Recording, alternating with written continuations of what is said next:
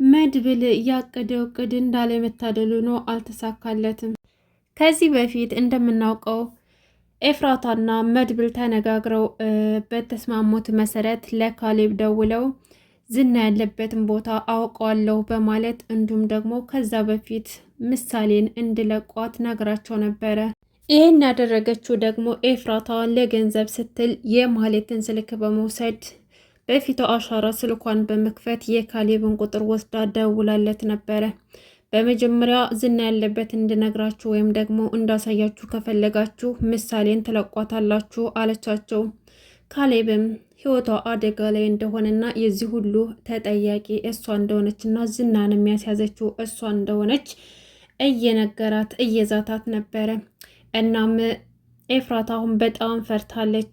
ምሳሌ እስካሁን ድረስ አልተለቀቀችም። ያለችበት ሁኔታ በጣም አሳሳቢ ጉዳይ ነው። እንግዲህ ቅድስትን በጣም እየተጨናነቀችና እያሰበች ከርማ ነበረ። ዛሬ ግን መድብል ማታ ትመጣለች፣ ምሳሌ ከኛ ጋር ማታ እራት አብራት ትበላለች ብሎ ስለነገራት በጉጉት ስጠብቅ ነበር። እንዲሁም ደግሞ ዝግጅቶች አድርጋ እራት ሰርታ ቆንጆ የራት ምሽት አዘጋጅታ ነበረ።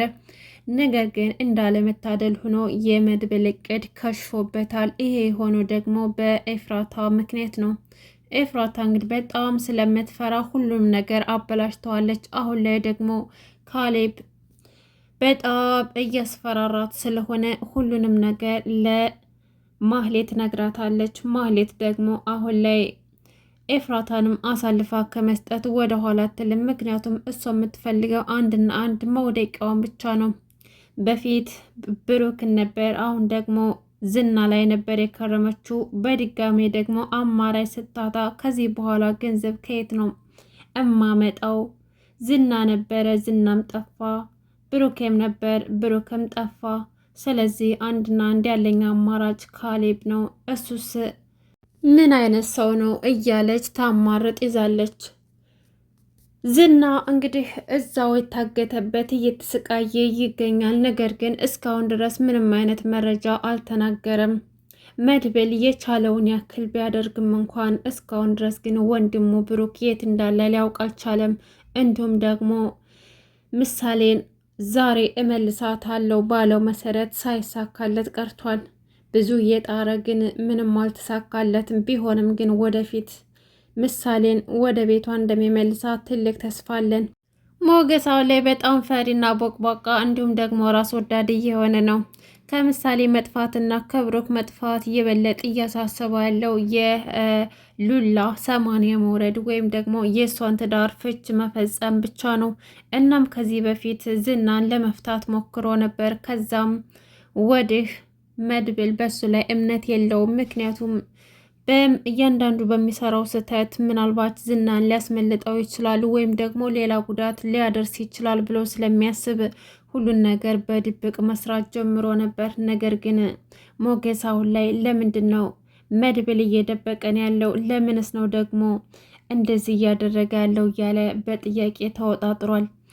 ቅድስት ምሳሌ ማታ እንደምትመለስ ስትነግራቸው እንደታወቅሽ ምን መረጃ አለሽ? ለምን እንደዛ አልሽ? እያሉ ሞገስና ዳጣ በጥያቄ እያፋጠጧት ነበረ። ቅድስትም እንግዲህ መድብል ማታ እንደምትመለስ ነግሮኛል፣ ስለዚህ ምሳሌዬ ትመጣለች፣ እኔ እኮ በጣም ነው የጓጓሁት፣ ደግሞ በጣም ናፍቃኛለች እያለች ጉድ ጉድ እያለች ትገኛለች። ሞገስ ለምን ለኛ ሳይነግረን በማለት ለዳጣ ይነግራታል። ዳጣ ደግሞ አዎ ሞጌ ለምን አልነገረንም? ለኛ ቢሆንም እኮ ለኛ ቢነግረን መፍትሄ እንፈጥር ነበር። እንዴት እንደዚህ ያደርጋል? ዞሮ ዞሮ ግን ዋናው ምሳሌ መለቀቋ ነው የምፈልገው። ግን አሁን እንሂድና ያንን ዝናን ልቀጥቅጠው ትለዋለች። ሞገስም እባክሽ ዝም በይ አንቺ እዚህ በሩቁ ነሽ ትፎክሪያለሽ፣ እዛ ስትሄጂ ደግሞ ወፍ የለም እያለ ሞድ ይዝባታል። እውነት ለመናገር ዳጣ አሁን ላይ ትፈራለች። ምክንያቱም ቤተሰቦቿን ስላገኘች ከነሱ መራቅ ወይም ደግሞ መሞት አትፈልግም። እናም ያ ነገር በጣም አስፈርቶታል። ሞገስ ግን በጣም ራስ ወዳድ የሆነ ነው። ምንም እንኳን የምሳሌ ህይወትና የጓደኛው ብሩክ ህይወት ሳይሆን በጣም እያሳሰበው ያለው የሉላ 80 መውረድ ነው። አሁን ላይ ከሉላ ጋር ፍቅራቸውን እያጣጣሙ ይገኛሉ። በሰላም ካልፈረመ ከአሁን በኋላ እኔ ሚስትህ ነኝ፣ ልክ እንደ ባልና እንደ ሚስት አብረን መቀጠል እንችላለን ብላ በገባችለት መሰረት ልክ እንደ ባልና እንደ ሚስት ሆነው እየኖሩ ነው። እናም ልጆችም ለመውለድ እቅድ ላይ ናቸው። ዝና ግን ይሄን ሲሰማ ወይም ደግሞ ሉላ እርጉዝ ብትሆን ምን የሚፈጠር ይመስላችኋል? በነገራችን ላይ ዝና ከታገተበት ከተለቀቀ ህይወታቸው ምስቅልቅል ነው የሚያደርገው። እንኳን ይሄን አግኝቶና ድሮውንም በሉላ ምክንያት ህይወታቸውን አበላሽቶታል። እናም መለቀቅ የለበትም እንደ ሀሳብ።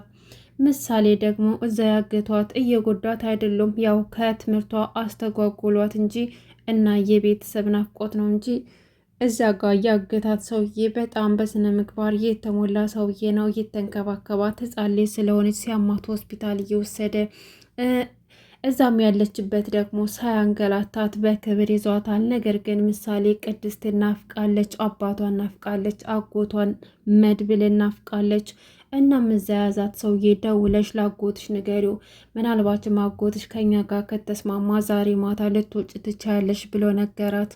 ምሳሌም አጎቴ ይቀጠቅጣል፣ አጎቴ እኮ በጣም ኃይለኛ ነው እያለችም ነገረችው። ልጁም ምን አርጌሽ ነው?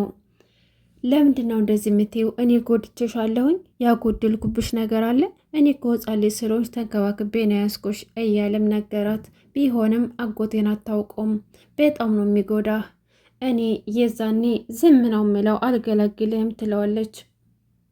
ከዛም በኋላ በስተመጨረሻውም ላጎቷ መድብል ስልክ ያስደውላትና አጎቴ ያሞኛል በዩና መጥቶ እንዲወስድሽ ብሎ ይነግራታል። ምሳሌም አጎቷ መድብልን ደውላ ናገረችው። አጎቴ የት ነው ያለኸው? ናቶሎና ውሰደኝ። ብታይ እኮ ደግሞ ትናንትና አሞኝ ሆስፒታል ሄጄ ነበረ አለችው። የት ነሽ ምሳሌዬ? የት ነሽ ያለሽው? እኔ እመጣለሁ፣ አልቆይም፣ መጥቼ ወስድሻለሁ አላት መድብል። እሷም የት ነው ያለሽው ብሎ ስጠይቃት የት እንዳለች እንደማታውቅና ብቻ አንድ የተዘጋ ክፍል ውስጥ ብቻ እንዳለች ነው የነገረችው። እናም መድብል አሁን ላይ ወደ ቤት ሲመለስ ቅድስት ተዘጋጅታ እራት አዘጋጅታ ቡና ምናምን ፈራርሻ አገኛት። እናም ሲያየው በጣም አዘነ። ለቅድስት እኮ ቃል ገብችላት ነበር ምሳሌን ይዣት እንደምመጣ። አሁን እኔ ምን አይነት አጎት ነኝ?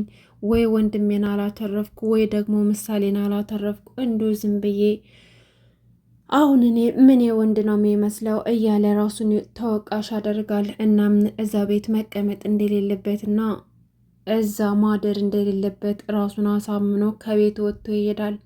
ቅድስት በር ሲንኳኳ ሰምታ ምሳሌ መጣይ ብላ ተደብቃ ሰርፕራይዝ ልታረጋት ነበር። ነገር ግን ስትወጣ ከተደበቀችበት መድብል ተመልሶ ወጥቶ ነበር። እንዴ አሁን በር ሲቆረቆር አልሰማሁም እንዴ? ምንድን ነው? ወይስ ደግሞ ስለተጫናነኩ ይሆን እንደዛ የሚሆነው እያለችም ግራ ትጋባለች። ነገር ግን መድብል ቤት መጥቶ የሚመልሰው ግራ ሲጠፋው ብቻ ነው ተመልሶ የሄደው። እናም ሁኔታው በጣም አሳሳቢ ጉዳይ ነው። ብሩክ እስካሁን ድረስ የት እንዳለ አይታወቅም። እንዲሁም ደግሞ ምሳሌ በሰዎች እጅ ናት ያለችው። ማህሌት ደግሞ አሁን ላይ ማንን ማጥመድ እንዳለባት እያሰበች ነው። አሁን ላይ ምንም አይነት ገንዘብ የለኝም፣ ኤፍራታም ገንዘብ እንደሌለኝ ስታውቅ ታስወጣኛለች። እስካሁንም እኮ ያስቀመጠችኝ ቤትና መኪና ወደፊት እንደሚኖረኝ ስላወቀች ነው። አሁን ደግሞ ሁሉም እንደሌለ ስታውቅ እቤቷ ለአንድም ቀን አታስቀምጠኝም። ስለዚህ መፍትሄ መፈለግ ይኖርብኛል።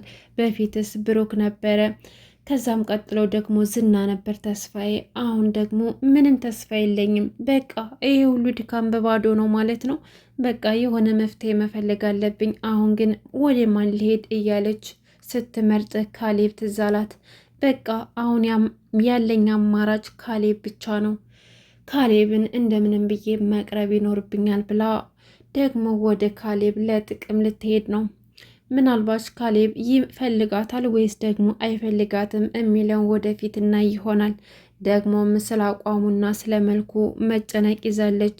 አንተ ምን አይነት ሰው ትሆን እንደዝና ረዘም ያልክ አቋምህ የሚያምር ወይስ ደግሞ ሀብታም እያለችን ታማረጥ ይዛለች። በቃ አንድና አንድ አላማ ሀብታሞችን ማጥመድ ብቻ ነው።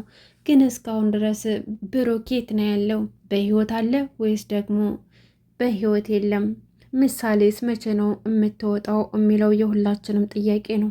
በስተ መጨረሻው ሰዓት እንግዲህ ምሳሌ ያለችበት ክፍል ከአጋቹ ጋር በተቀመጡበት በራቸው በድንገት ተንኳኩቷል። ግን ማን ሊሆን ይችላል? በቀጣይ ክፍል የምናየው ይሆናል። ዛሬ ያስኩላችሁ ምሳሌ ክፍል 93 ይሄን ይመስል ነበር። በቀጣይ ክፍል እስከምንገናኝ ድረስ በያላችሁበት ሰላማችሁ ይብዛ። ቻናሉን ሰብስክራይብ ማድረጋችሁን አትርሱ። አመሰግናለሁ። መልካም ጊዜ ተመኘውላችሁ።